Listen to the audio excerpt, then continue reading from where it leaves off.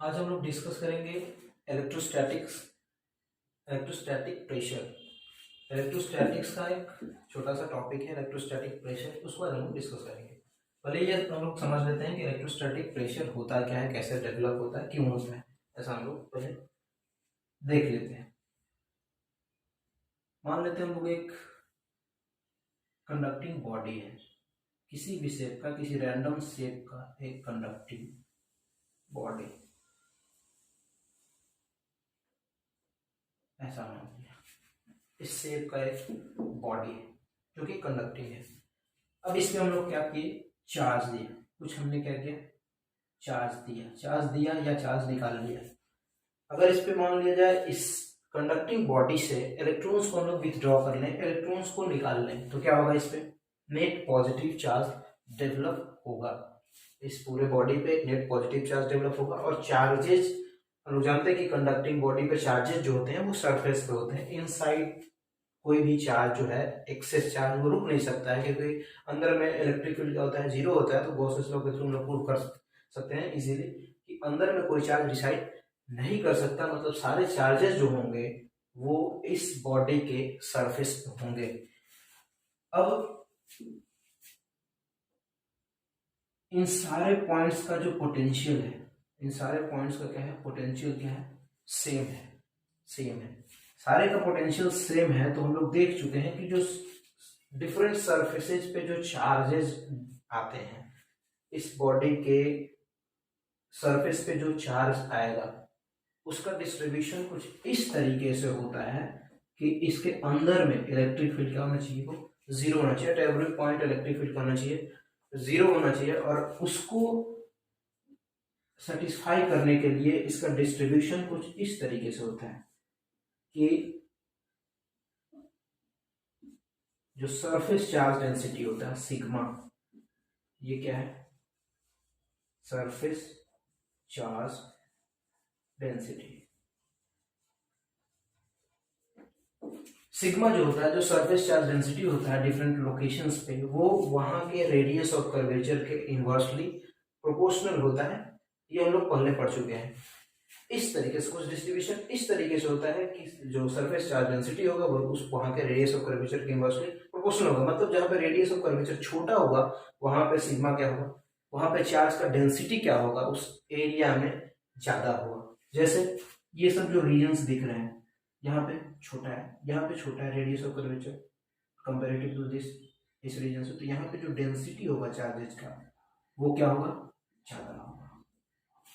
यहाँ पे क्या होगा, थोड़ा कम होगा, थोड़ा दूर पे चार्जेस होंगे, इस तरीके से होगा। इधर क्या होगा, इधर थोड़ा और दूर दूर होंगे, ठीक है। इस तरीके से कुछ डिस्ट्रीब्यूशन ऐसा हो जाएगा, सारे चार्ज कुछ ऐसे डेवलप होगा और ऐसा, ठीक है। अब जब इस ये डेवलपमेंट होगा, इस तरीके से चार्जेस डेवलप होंगे,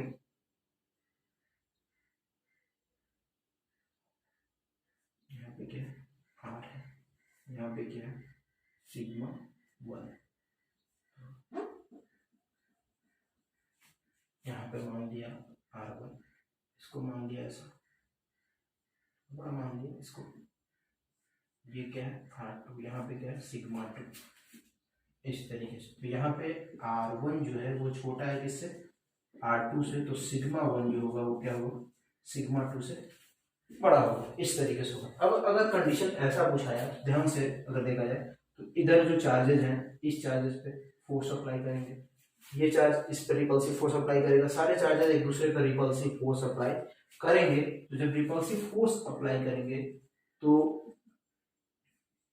ये पूरा बॉडी एक इंटरनल प्रेशर फील करेगा,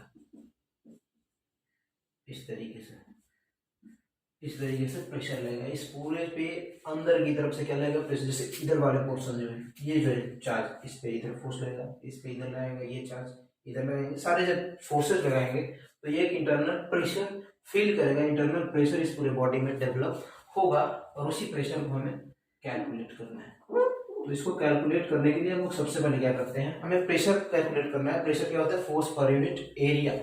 तो किसी एरिया को हम लोग कंसिडर करते हैं, छोटे से एरिया, किसी अगर लोकेशन पे हमें प्रेशर पता करना है तो एक स्मॉल एरिया को कंसिडर करना होगा।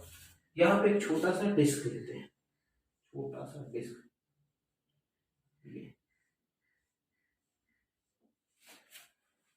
इस छोटे से डिस्क का एरिया, इसका डीएस मान लिया। डीएस क्या है? एरिया ऑफ स्मॉल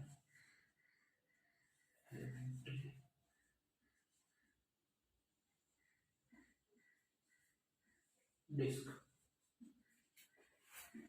इसका एरिया हुआ, ये मान लिया हमने। अब यहाँ पे देखा जाए तो सारे जो चार्जेज हैं इस चार्ज पे, इस पर्टिकुलर एरिया वाले चार्ज पे फोर्स अप्लाई करेंगे, जिसके चलते इस पे क्या होगा? प्रेशर डेवलप होगा। तो अगर उस प्रेशर को कैलकुलेट करना है तो सबसे पहले हम लोग कोशिश क्या करेंगे? इस पे फोर्स कैलकुलेट करने का, फोर्स को फिर एरिया से डिवाइड कर देंगे, प्रेशर निकल जाएगा। फोर्स कैलकुलेट करने के लिए क्या करेंगे हम लोग? यहाँ पे इलेक्ट्रिक फील्ड कितना है अगर ये कैलकुलेट कर लें और इस पूरे डिस्क पे जो चार्ज है उस चार्ज से मल्टीप्लाई कर लें तो हमें क्या निकल जाएगा? वहां का फोर्स निकल जाएगा। जब फोर्स निकल जाएगा उसको एरिया से डिवाइड कर लेंगे तो फिर क्या निकल जाएगा? प्रेशर निकल जाएगा। तो अगर यहाँ पे ध्यान से देखा जाए, हम लोग इस पूरे बॉडी को दो पार्ट में डिवाइड करते हैं। एक क्या है? एक डिस्क, एक ये पार्ट है, ये क्या है? पार्ट 1। और जो बाकी जो बचा उसको रिमेनिंग पार्ट बोल देते हैं, रिमेनिंग पार्ट। इसके चलते जो इलेक्ट्रिक फील्ड किसी भी जगह पे होगा, डेवलप होगा, उसको ईडी नाम दिया हमने, और इसके चलते ईआर नाम दे दिया है। बाकी रिमेनिंग पार्ट है, मतलब ये दो पार्ट हुआ, एक छोटा सा ये डिस्क, जो छोटा सा डिस्क बनेगा छोटा सा, बाकी सारे को, बाकी जो बचा हुआ बॉडी है उसको क्या मान लिया? रिमेनिंग मान लिया। इसके चलते जो फील्ड होगा उसको नाम दिया हमने ईडी, इसके चलते जो होगा वो ईआर होगा। अब ध्यान से देखते हैं, यहाँ पे एक पॉइंट अंदर कंसीडर करते हैं, इनसाइड, जस्ट इस सरफेस के जस्ट बगल में, तो थोड़ा सा साफ दिखने के लिए थोड़ा सा दूर पे ले लिया हमने। ये पॉइंट है एकदम नजदीक में है, एकदम इस डिस्क के जस्ट अंदर में है ये पॉइंट।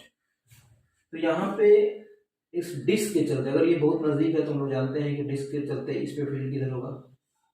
इस डायरेक्शन में ईडी के बराबर होगा। अगर प्लेट है, अगर एक प्लेट होता है तो उस किसी भी पॉइंट पे प्लेट के परपेंडिकुलर फील्ड होता है, ये हम लोग जानते हैं। तो इस पॉइंट पी पे जो electric field due to disc होगा वो इस डायरेक्शन में होगा। दूसरा, हम ये भी जानते हैं कि नेट इलेक्ट्रिक फील्ड जो होना चाहिए, जो नेट इलेक्ट्रिक फील्ड होना चाहिए वो इसके अंदर 0 होना चाहिए। कंडक्टर के अंदर नेट इलेक्ट्रिक फील्ड क्या होना चाहिए? 0 होना चाहिए। तो जो रिमेनिंग पार्ट के चलते इस पॉइंट पी पे फील्ड होगा वो इक्वल एंड अपोजिट होगा, इसमें कोई डाउट नहीं। ये क्या हुआ? रिमेनिंग पार्ट के चलते, क्योंकि इस पे नेट फील्ड क्या होना चाहिए? 0 होना चाहिए। तो डिस्क के चलते तो हम लोग पता लगा ली कि डिस्क के चलते इधर होगा, इस डायरेक्शन में ईडी के बराबर होगा। रिमेनिंग के चलते इसके अपोजिट तो होना ही चाहिए और इक्वल भी होना चाहिए, तभी ये नेट क्या होगा? नलिफाई कर देगा, 0 हो जाएगा। ये पता चला। अब डिस्क के चलते अगर इधर वाले कोई एक दूसरा पॉइंट क्यू कंसीडर करें, तो यहाँ पर डिस्क के चलते जैसे इधर है, इस साइड हुआ, तो इधर डिस्क के चलते क्या होगा? इधर होगा। ठीक है, तो यही दूरी पे लिया, मतलब जस्ट वो एकदम नजदीक पे लिया है। ये भी पॉइंट जस्ट सरफेस पे लिए, यहाँ पे लिए हैं, तो उसके चलते भी क्या होगा? ईडी ही होगा, सेम फील्ड होगा मैग्नीट्यूड वाइज, और डायरेक्शन क्या होगा? अवे फ्रॉम द डिस्क होगा, इधर होगा। अब ई आर के चलते, ई आर अगर है रिमेनिंग के चलते, यहाँ फील्ड लिखो या यहाँ पे लिखो, सरफेस क्या होगा? सरफेस का कोई थिकनेस नहीं होता, मतलब ये दोनों पॉइंट लगभग क्या है? सेम जगह पे है। तो जो ई आर यहाँ पे होगा वो सेम ई आर वहां पे होगा, ना तो उसका मैग्नीट्यूड चेंज होगा ना तो डायरेक्शन चेंज होगा, क्योंकि ऑलमोस्ट ये दोनों पॉइंट क्या है? सेम ही है। तो यहाँ पे जो रिमेनिंग पार्ट के चलते फील्ड होगा वो कितना होगा? ई आर होगा, सेम मैग्नीट्यूड का फील्ड होगा और डायरेक्शन क्या होगा? सेम ही होगा। ऐसा सिचुएशन होगा। अब हम लोग एक ये क्या जानते हैं कि किसी भी कंडक्टिंग सरफेस पे अगर मान लो इस पॉइंट पी पे इलेक्ट्रिक फील्ड होता है, इलेक्ट्रिक फील्ड एट पी, वो क्या होता है sigma by epsilon not. Conducting surface पे इलेक्ट्रिक फील्ड क्या होता है सिग्मा बाय एप्सिलॉन नॉट, जहां पे सिग्मा क्या है लोकल सरफेस चार्ज डेंसिटी। इस पर जहां पे भी अगर हमें फील्ड लिखना है, यहाँ पे लिखना है, तो यहाँ का लोकल चार्ज डेंसिटी लिखेंगे, surface charge density divided by epsilon. यहाँ पे अलग अलग होगा, जैसे यहाँ पे सारे पे सिग्मा क्या अलग अलग है, तो यहाँ पे फील्ड क्या होगा सिग्मा 1 बाई एप्सिलॉन नॉट, यहाँ पे फील्ड क्या होगा सिग्मा 2 बाई एप्सिलॉन नॉट। तो सारे जगह क्या होगा डिफरेंट होगा। यहाँ पे सिग्मा क्या है सिग्मा है लोकल चार्ज डेंसिटी, सारी जगह वेरी कर रहा है, यहाँ पे सिग्मा 1 है, यहाँ पे सिग्मा 2 है। तो ये हमें पता है कि सरफेस पे जो होता है वो इलेक्ट्रिक फील्ड कितना होता है सिग्मा बाई एप्सिलॉन नॉट होता है। तो अगर वहां से देखा जाए, उस फिगर को देखा जाए, तो इलेक्ट्रिक फील्ड एट क्यू के बारे में, at Q net electric field कितना होगा, ई नेट जो होगा वो कितना होगा E R plus E D, ये होगा नेट इलेक्ट्रिक फील्ड। और हम लोग जानते हैं कि सरफेस पे जो इलेक्ट्रिक फील्ड होगा वो कितना होता है सिग्मा बाय एप्सिलॉन नॉट होता है। और यहाँ का मान लिया हमने, यहाँ पे जो लोकल चार्ज डेंसिटी है उसको क्या मान लिया सिग्मा मान लिया। अगर सिग्मा मान लिया तो यहाँ से क्या हो जाएगा ई आर प्लस ई डी, दोनों का डायरेक्शन सेम है, इसलिए वेक्टर साइन देने का कोई जरूरत है नहीं, तो सिग्मा बाय एप्सिलॉन नॉट ये होगा। दूसरा अगर P पे कंसीडर किया जाए, एट P ई नेट क्या होगा 0, ई नेट 0 हुआ, इसका मतलब वहां से ये पता चला कि E R is equal to E D, ये तो होगा नहीं, इतना होगा, E R is equal to E D होगा, इस पॉइंट P से पता चला, और यहाँ से पता चला E R is equal to E D sigma by epsilon naught होगा, इसमें कोई दिक्कत नहीं। अब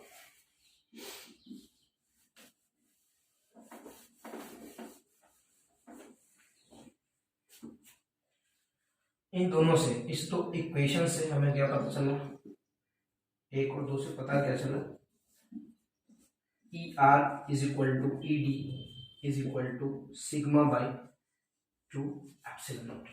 दोनों के चलते इलेक्ट्रिक फील्ड क्या होगा सेम मैग्नीट्यूड होगा, रिमेनिंग के चलते भी और डिस्क के चलते भी कितना होगा सिग्मा बाई 2 एप्सिलॉन नॉट होगा वहां पे, उस पॉइंट पे इलेक्ट्रिक फील्ड, चाहे इस पॉइंट पे या इस पॉइंट पे सेम मैग्नीट्यूड का होगा। अब हमें निकालना क्या था, उसमें फोर्स निकालना था। इलेक्ट्रिक फील्ड हम लोग कैलकुलेट क्यों किए थे, इस पे फोर्स निकालने के लिए। अब हमें जरूरत क्या है, सिर्फ इस एरिया पे चार्ज का जरूरत है, तो चार्ज ऑन डिस्क, उस छोटे से डिस्क पे dq इज इक्वल टू क्या होगा सिग्मा चार्ज डेंसिटी है, surface charge density into ds, ये क्या होगा चार्ज होगा। तो अगर चार्ज पता चल गया, फील्ड पता चल गया, तो हमें क्या निकालना है फोर्स निकालना है। तो फोर्स ऑन डिस्क अगर देखा जाए, फोर्स ऑन डिस्क तो क्या लिखेंगे, डिस्क का चार्ज होना चाहिए और बाकी रिमेनिंग सराउंडिंग के चलते वहां पे क्या निकालना, हमें क्या जरूरत पड़ेगा फील्ड का जरूरत पड़ेगा। तो रिमेनिंग ये है ई आर, और ई आर भी किसके इक्वल है सिग्मा बाई 2 एप्सिलॉन नॉट का। तो इस पे जो फोर्स लगेगा वो कितना लगेगा F on disc is equal to charge on disc dq disc into electric field due to remaining part. किसी चार्ज पे फोर्स निकालना होता है तो बाकी रिमेनिंग सराउंडिंग के चलते वहां पे फील्ड निकालते हैं, उस चार्ज में मल्टीप्लाई कर देते हैं, तो उस पे क्या निकल जाता है फोर्स निकल जाता है। तो ये होगा फोर्स ऑन डिस्क इतना होगा। अब इसको क्या कैलकुलेट किया जाए,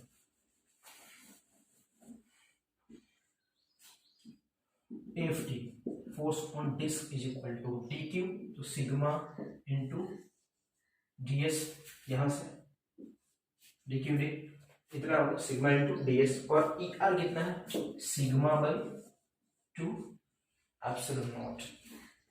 तो हमें क्या निकालना है, ये फोर्स निकल गया, फोर्स इतना होगा, तो हमें प्रेशर निकालना है, प्लास्टिक निकालना है प्रेशर, तो फोर्स पर यूनिट एरिया, तो इस डिस्क का फोर्स निकल गया। अब इसको डिस्क के एरिया से डिवाइड कर देंगे, डीएस से डिवाइड कर देंगे, तो क्या निकलेगा इलेक्ट्रोस्टैटिक प्रेशर। तो जब डीएस से डिवाइड करेंगे तो ये डीएस कैंसिल आउट हो जाएगा, ये इसको इधर ला दी, तो F T divided by DS is equal to sigma square divided by 2 epsilon naught, और हम लोग बोल सकते हैं कि इलेक्ट्रोस्टैटिक प्रेशर, ये क्या है electrostatic pressure, force by area. तो इलेक्ट्रोस्टैटिक प्रेशर जो होगा वो क्या होगा, sigma square by 2 epsilon naught होगा। यहाँ पे सिग्मा क्या है, सिग्मा जो है वो क्या है, लोकल चार्ज डेंसिटी है। सारे सरफेस पे अलग अलग डिफरेंट जगह पे सरफेस पे रेडियस ऑफ कर्वेचर के अलॉन्ग चेंज करता है surface density, surface charge density. तो सिग्मा सारी जगह क्या है, डिफरेंट है, जो डिफरेंट लोकेशन पे डिफरेंट है, इसलिए प्रेशर भी क्या होगा, ये तो कांस्टेंट, नीचे वाला क्या है कांस्टेंट है, सिग्मा क्या है चेंज करते रहेंगे, यहाँ पे सिग्मा 1 यहाँ पे सिग्मा 2। तो सारे जगह जो प्रेशर होगा रेडियस ऑफ कर्वेचर के अकॉर्डिंग चेंज करता जाएगा, या सिग्मा के अकॉर्डिंग चेंज करता जाएगा।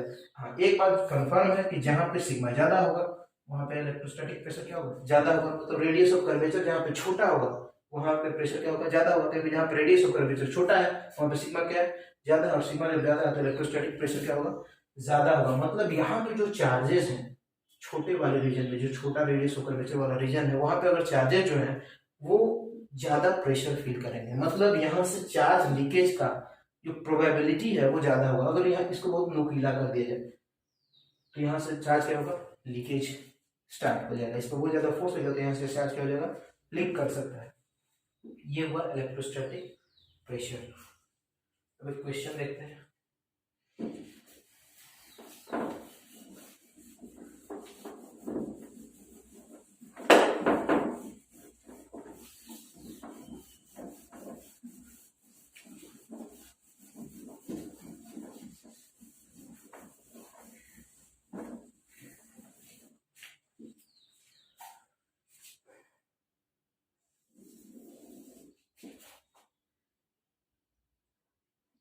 एक स्फीयर है,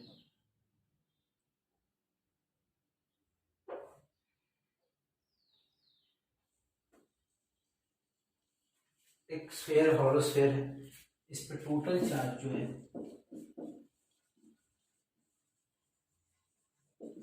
क्यू दिया गया और रेडियस क्या है, आर है। अब चूंकि स्फेरिकल कंडक्टिंग स्फीयर है,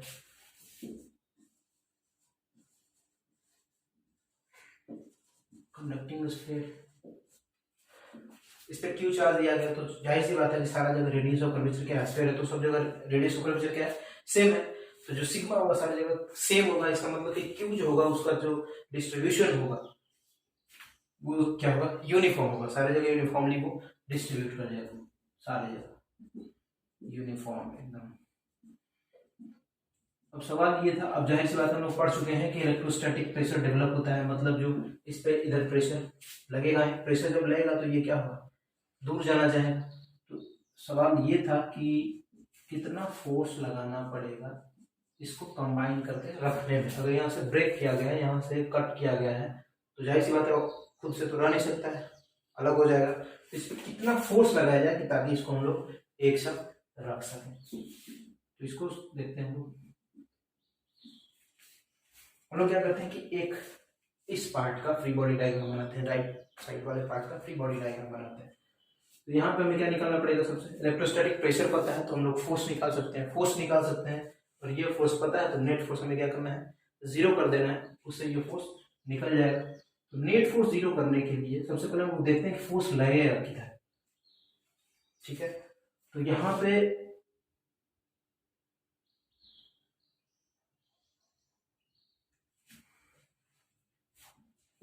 जो फील्ड होगा, जो नेट फील्ड होता है कंडक्टर के, वो क्या होता है, परपेंडिकुलर टू द सरफेस होता है। नेट फील्ड क्या होता है, परपेंडिकुलर टू द सरफेस होता है। और हम लोग देख चुके थे वहां पे डिस्क के चलते क्या था, डिस्क के परपेंडिकुलर था, तो जो रिमेनिंग के चलते भी होगा वो किधर होगा, परपेंडिकुलर ही होगा। इसमें कोई दिक्कत नहीं होना चाहिए, क्योंकि नेट डिस्क के चलते क्या था, सरफेस के परपेंडिकुलर था। नेट जो बाकी रिमेनिंग के चलते अगर किसी दूसरे डायरेक्शन में होगा तो इसका जो नेट फील्ड होगा वो क्या होगा, परपेंडिकुलर नहीं रह पाएगा। और परपेंडिकुलर नहीं रह पाएगा, लेकिन हम लोग जानते हैं कि सरफेस पे इलेक्ट्रिक फील्ड जो होता है वो क्या होता है, परपेंडिकुलर होता है, क्योंकि सरफेस सारे क्या होते हैं, इक्वी पोटेंशियल होते हैं, और इक्वी पोटेंशियल सरफेस पे इलेक्ट्रिक फील्ड क्या होता है, परपेंडिकुलर होता है। तो यहाँ पे जो इलेक्ट्रिक फील्ड होगा वो क्या होगा, परपेंडिकुलर होगा। तो जो फोर्स लगेगा तो इसी डायरेक्शन में लगेगा, फोर्सेज जो होंगे वो इसी डायरेक्शन में लगेंगे। तो यहाँ पे प्रेशर अगर हमें निकालना है तो प्रेशर क्या होता है, इलेक्ट्रोस्टैटिक प्रेशर लोग जानते हैं, ये पी क्या होता है, सिग्मा स्क्वायर बाई 2 एप्सिलॉन। अब जाहिर सी बात है यहाँ पे सिग्मा क्या है, सारी जगह कांस्टेंट है, तो कोई झंझट ही नहीं है इसमें, सारी जगह कांस्टेंट है। तो यहाँ पे अगर हम लोग निकालना चाहें तो यहाँ पे एरिया लेते हैं, एरिया कुछ ऐसा लेते हैं स्ट्रिप, सारे एरिया पे जहाँ सिमिलर सिचुएशन वो एरिया लेते हैं। ये यहाँ से थीटा एंगल पे हमने ले लिया, ऐसा हो कुछ।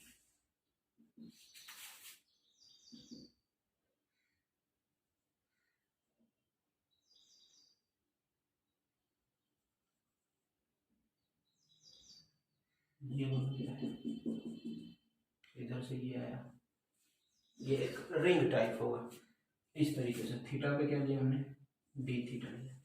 यहाँ पे जो फोर्स रहेगा, फोर्स जो होगा, जो डीएफ होगा, वो कितना होगा, प्रेशर इनटू एरिया, यही होगा, प्रेशर इनटू एरिया होगा।